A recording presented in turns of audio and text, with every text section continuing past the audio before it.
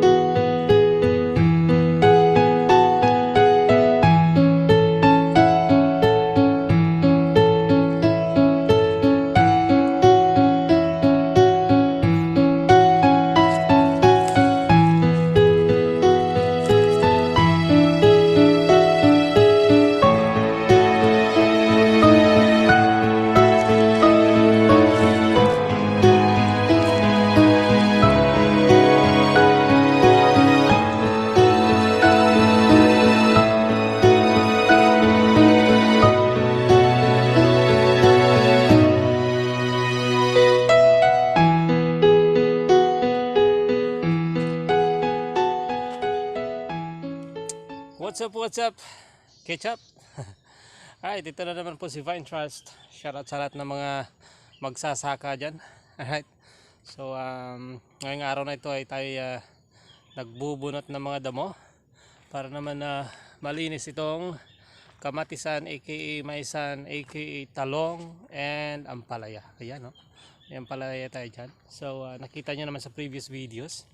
Pero, today, kakaiba siya. Dahil marami ng bunga yung kamatis.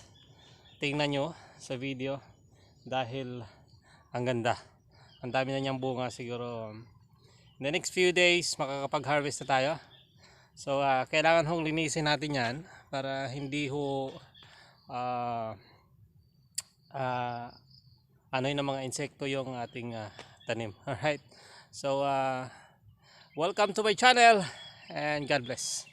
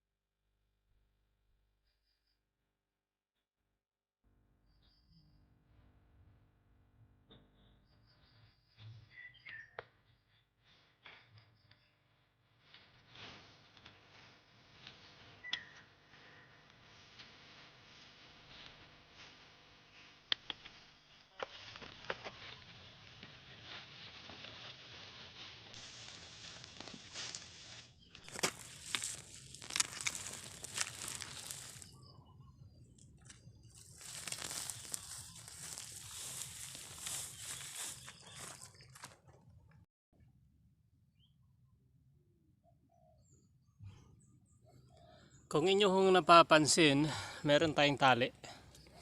Ito ho yung pang-suporta niya. Kasi pag lumaki na ito mga bunga ito, mabigat yan. So kailangan manatili siyang nakatayo. Tinalian siya. Nakakabit dito sa tali. Yan. Para hindi siya bumagsak. Hindi siya tumumba. So kailangan talian siya. Alright. So looking forward, marami na siyang bunga sa ngayon. Alright. Ang ganda, di ba? Beautiful. O, di ba? Maganda na beautiful pa. Alright. So nakakawala siya ng stress. Nakakatanggal siya ng stress, di ba? Sa lahat ng pagod na ginawa mo. Tapos makikita mo ganito, bunga. Yan. So malinis na siya. Dahil tayo ho'y nagbunot ng damo. Kailangan malinis siya. Meron na lang kukonting area dito. Matatapos natin to ngayon. Ito ho yung mga talong na pinakita ko na dati. Ayan.